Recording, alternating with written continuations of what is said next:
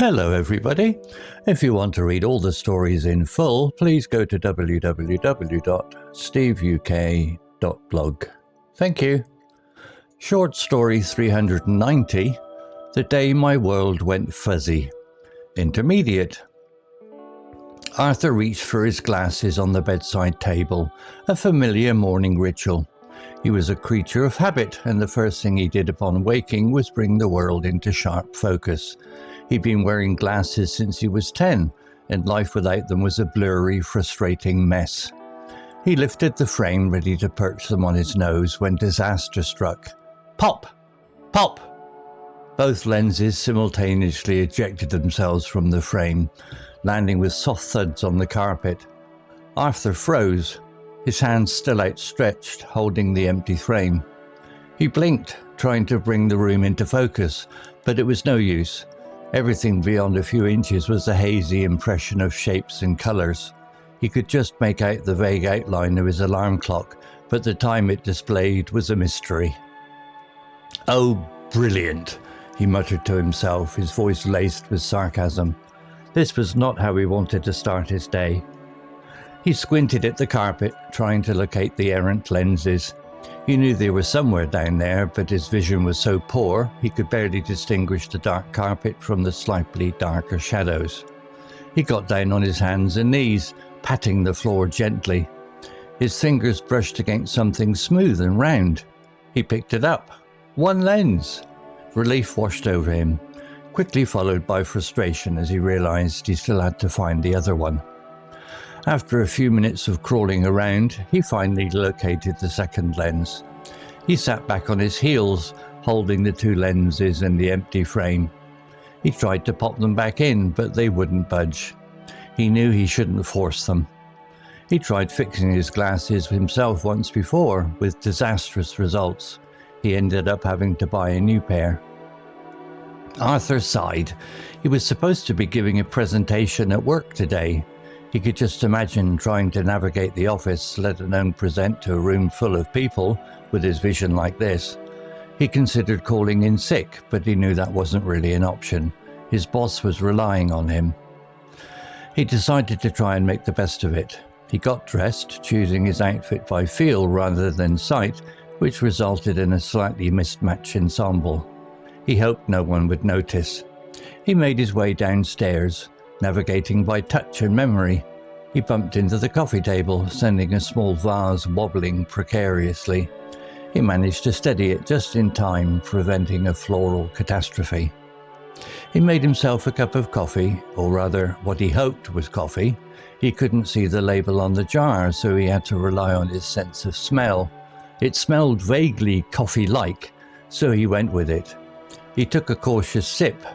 It was definitely coffee, but it tasted a little off.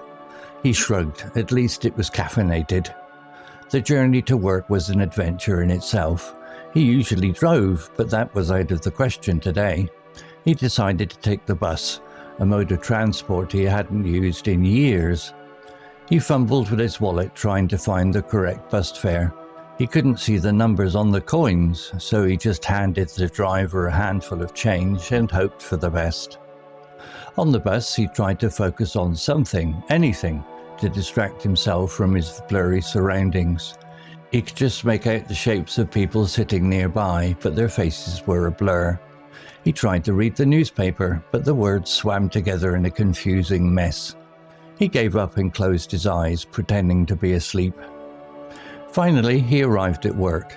He navigated the office like a blind man in a maze, bumping into desks and narrowly avoiding a collision with the water cooler. His colleagues greeted him with curious looks, but he just smiled weakly and mumbled something about having a bad morning. The presentation was a disaster. He could barely read his notes, and he kept losing his place. He stumbled over his words and accidentally knocked over a glass of water, soaking his presentation slides. He felt his face turning red with embarrassment. His colleagues tried to be supportive, but he could see the pity in their eyes. The rest of the day passed in a similar blur. He struggled to complete even the simplest tasks. He made several mistakes, and he had to ask his colleagues to help more times than he cared to admit. Finally, the day was over. He made his way home, exhausted and frustrated. He decided to call the opticians first thing in the morning. He desperately needed his glasses back. He couldn't face another day of living in a fuzzy world. As he lay in bed that night, he made a mental note to always keep a spare pair of glasses handy, just in case something like this happened again. He closed his eyes, and the world faded into a blurry, indistinct dream. Vocabulary notes. Ritual, noun, a regular or repeated action or activity. Example, Arthur reached for his glasses on the bedside table, a familiar morning ritual. Similar words. Routine, habit, custom, practice. Ejected, verb, to force or throw something out in a violent or sudden way. Example, both lenses simultaneously ejected themselves from the frame. Similar words. Expelled, launched, projected, discharged. Erratic, adjective, not regular or consistent, unpredictable. Example, he squinted at the carpet, trying to locate the errant lenses. Here, errant means stray or lost. Similar words. Irregular, inconsistent, unpredictable, wayward.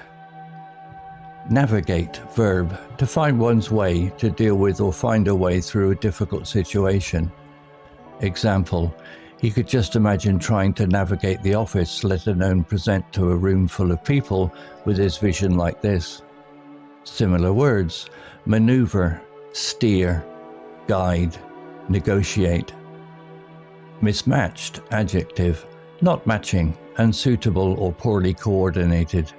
Example, which resulted in a slightly mismatched ensemble.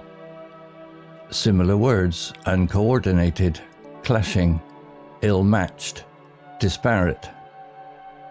Precariously, adverb, in a way that is not secure or stable, dangerously close to falling or collapsing. Example, he bumped into the coffee table, sending a small vase wobbling precariously. Similar words. Unstably, insecurely, dangerously, riskily. Floral, adjective, relating to flowers. Example, preventing a floral catastrophe. Similar words. Flowery, blossom covered, flower-like. Fumbled, verb, to do or handle something clumsily, especially when nervous or in a hurry. Example, he fumbled with his wallet trying to find the correct bus fare. Similar words. Bumbled, groped, stumbled, mishandled. Hazy, adjective, not able to see clearly, blurred. Example, everything beyond a few inches was a hazy impression of shapes and colors. Similar words. Blurry, fuzzy, indistinct, unclear. Oblivious, adjective, not aware of or not concerned about what is happening around one. While not explicitly in the story, it's a good word to describe Arthur's initial state without his glasses. Example, not. Oblivious to the danger, he walked into the street without looking. Similar words. Unaware, unconscious, uninformed, heedless. Catastrophe, noun, an event causing great and often sudden damage or suffering, a disaster. Example, preventing a floral catastrophe. Similar words. Disaster, calamity, tragedy, mishap. Pity, noun, the feeling of sorrow and compassion caused by the suffering or misfortunes of others. Example, but he could see the pity in their eyes. Similar words. Compassion, sympathy, commiseration, condolence. Mumbled, verb, to say something quietly and indistinctly so that it is difficult for others to hear. Example, his colleagues greeted him with curious looks, but he just smiled weakly and mumbled something about having a bad morning. Similar words. Muttered, murmured, whispered, mumbled. Stumbled, verb, to trip or lose one's balance while walking or running, also can mean to make a mistake when speaking. Example, he stumbled over his words. Similar words, tripped, faltered, hesitated, blundered. Story written by Google Gemini 2.0 AI. CC Music, drifting at 432 Hz, unicorn heads. To read all the stories in full, please go to www.steveuk.blog. Thank you. Hello, this is Steve. If you enjoyed the story, please would you take the time to leave a meaningful comment and click on the like icon.